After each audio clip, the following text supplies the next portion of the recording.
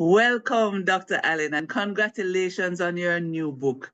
To begin, could you tell us what inspired you to write The Healing Congregation? I have been involved at the Bethel Baptist Church in a whole person healing ministry, which was 50 years old last year. Wow. Yes. And what had then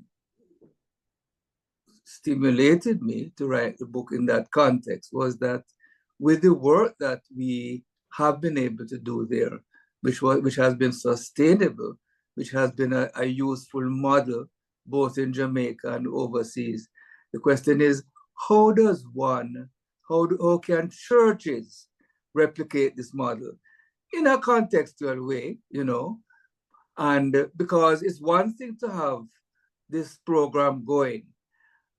We learned a lot in the process, and we had to get things right so it would be there and properly evaluated and be useful for the users. You see, Yes. but then how does one pass the baton on to other churches and also for our future members of Bethel? So I was inspired to write this book. Now, it took 10 years. Wow. Because I started in 10 years up to 2002 to write it. Man. Because one had to get in all the different aspects and to put it in a way that is readable and easy to work with. And my wife, of course, she was the editor and co-writer in this painstaking process, right? So that is the reason now for writing it. So it could be available locally and globally to all churches and to all members of churches, that they can use it in their own context.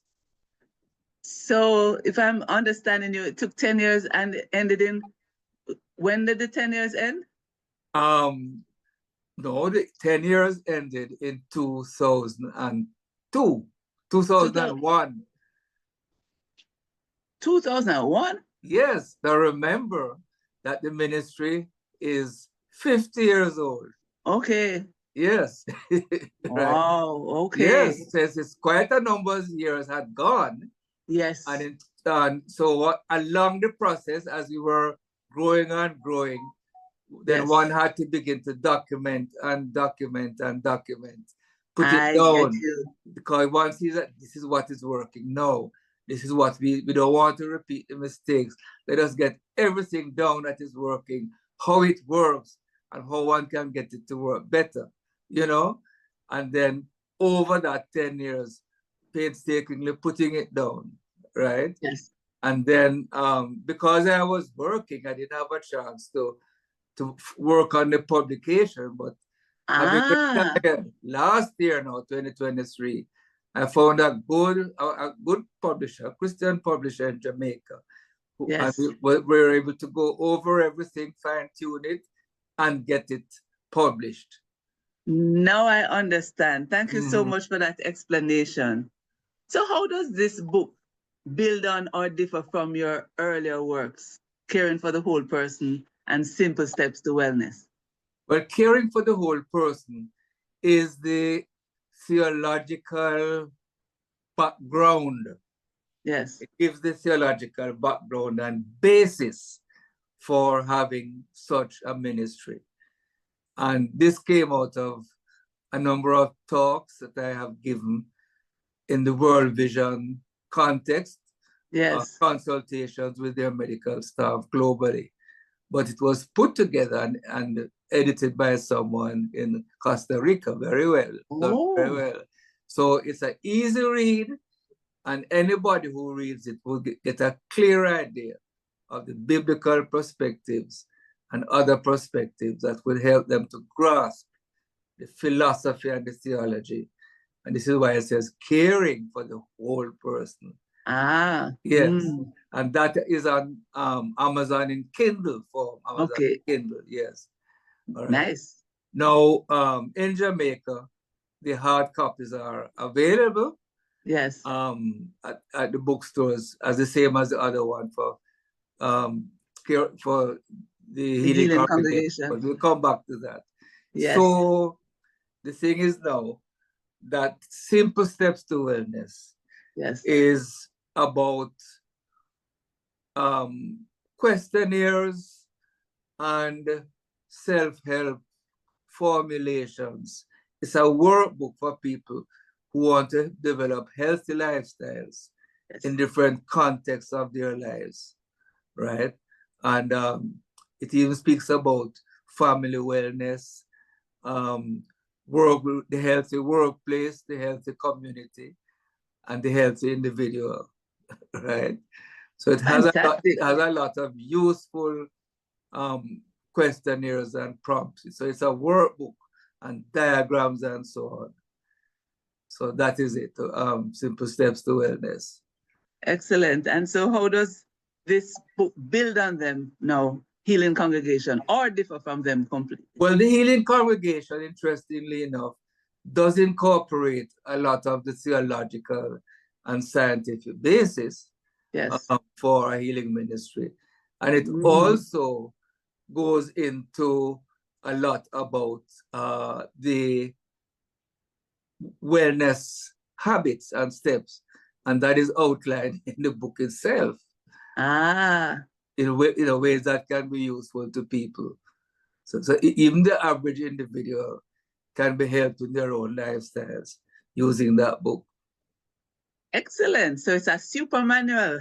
Yes. They're getting everything all packed in and repurposed for the whole person. So can you speak a little, what does whole person ministry mean?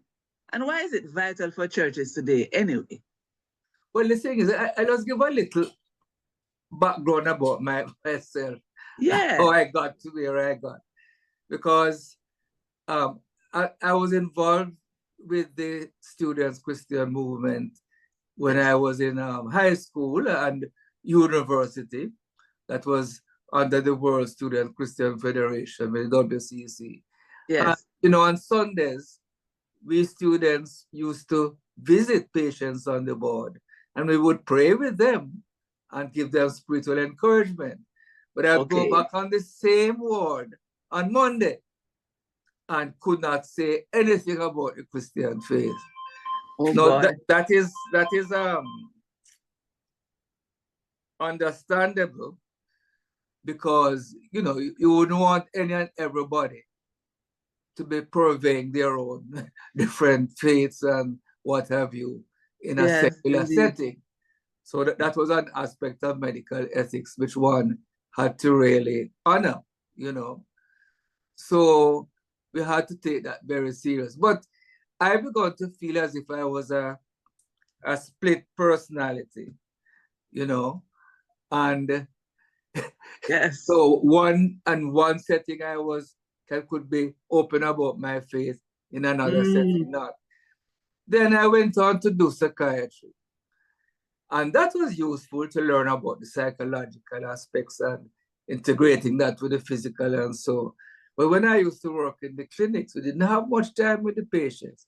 But gave them medication. The medication took them so far that the depression or psychosis would clear.